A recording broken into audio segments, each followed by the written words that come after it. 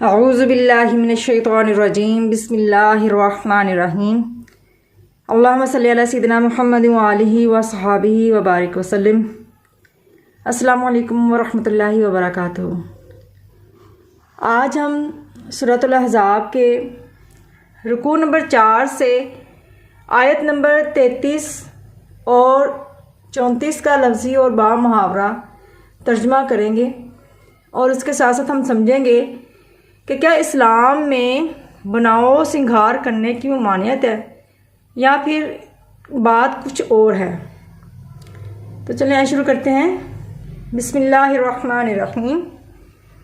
وقرنا اور ٹھہری رہو، فی میں بیوتکنا اپنے گھروں میں، ولا تبرجنا اور نہ تم زینت دکھاؤ، تبرج الجاہلیت الاولی جیسے بناؤ سنگھار جاہلیت کا پہلے دور کا، یعنی جاہلیت کے دور کا۔ وَأَقِمْنَا اور قائم کرو، الصَّلَاةَ نماز، وَآتِينَا اور دیتی رہو، زکوٰۃ زکوٰۃ، وَآتِينَا اور فرما بردار رہو، اللہ کی، ورسولہ اور اس کے رسول صلی اللہ علیہ وسلم کی۔ انما بے شک، یرید اللہ چاہتا ہے، لیذہب دور کر دے، عنکم الرجس تم سے ناپاکی کو، ان کا مطلب سے، تم رجسا ناپاکی کو، اہل البیت نبی کے گھر والوں، ویطہر اور پاک کر دے، کم تمہیں، تطہیراً اچھی طرح پاک صاف کرنا، وذکرنا اور تم سب یاد کرو، ما جو یتلا تلاوت کی جاتی ہیں، فی میں بیوتکنا تمہارے گھروں میں، بیت کی جمع بیوت اور کنہ تمہارے، یعنی یہ خواتین کے لیے مؤنث صیغہ ہے جمع کا، من آیات اللہ کی آیتوں میں سے، والحکمتی اور حکمت کی باتیں، ان اللہ بے شک اللہ، کانا ہے، لطیفاً باریک بین، خبیراً باخبر۔ اب انہی آیات مبارکہ کا با محاورہ ترجمہ دیکھتے ہیں۔ بسم اللہ الرحمن الرحیم۔ وقرن فی بیوتکن ولا تبرجن تبرج الجاہلیت الاولی اور اپنے گھروں میں ٹھہری رہو، اور جس طرح پہلے جاہلیت کے دنوں میں اظہار تجمل کرتی تھیں اس طرح زینت نہ دکھاؤ۔ وَأَقِمْنَا الصَّلَاةَ وَآتِينَا الزَّكَاةَ وَأَطِيعْنَا اللَّهَ وَرَسُولَهُ اور نماز پڑھتی رہو اور زکوٰۃ دیتی رہو، اور اللہ اور اس کے رسول صلی اللہ علیہ وسلم کی اطاعت کرتی رہو۔ انما یرید اللہ لیذہب عنکم الرجس اہل البیت ویطہرکم تطہیرا۔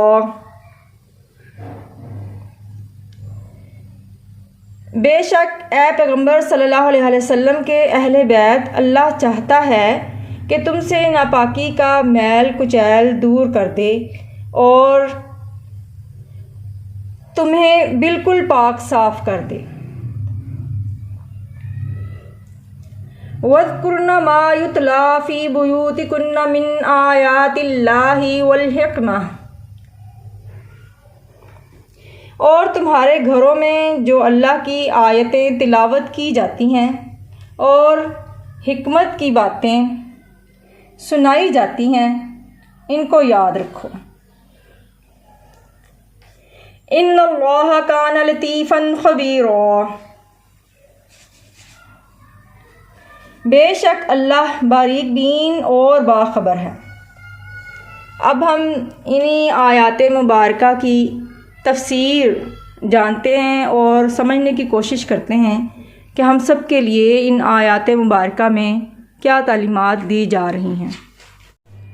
ان آیات مبارکہ میں مخاطب تو ازواج مطہرات رضی اللہ عنہن کو کیا جا رہا ہے، مگر تعلیمات تمام مسلمان خواتین کے لیے ہیں کہ ان کو کیا کرنا چاہیے، کس طریقے کی زندگی گزارنی چاہیے، معاشرے میں کس طریقے سے رہنا چاہیے۔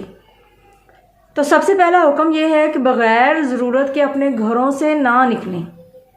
یہاں پر یہ بات بھی غور طلب ہے کہ باہر نکلنے سے منع نہیں کیا گیا، ضرورت پڑنے پر باہر نکلا جا سکتا ہے، مگر بغیر ضرورت کے گھروں سے باہر نہ نکلیں۔ اسی طرح دوسرا حکم یہ ہے کہ جس طرح جاہلیت کے دور میں خواتین اظہار تجمل کرتی تھیں، بناؤ سنگھار کرتی تھیں اور لوگوں کو دکھاتی تھیں جس سے بگاڑ پیدا ہوتا تھا، اس طرح مسلمان خواتین نہ کریں، بلکہ اس طرح کہ جاہلیت کے دور کے بناؤ سنگھار کرنے سے منع کر دیا گیا۔ ہاں البتہ خواتین اپنے شوہروں کے لیے گھر میں بیٹھ کر بناؤ سنگھار کر سکتی ہیں۔ اسی طرح حکم یہ ہے خواتین کے لیے کہ وہ نماز قائم کریں، زکوٰۃ ادا کریں اور اللہ اور اس کے رسول صلی اللہ علیہ وسلم کی فرمانبرداری کرتی رہیں۔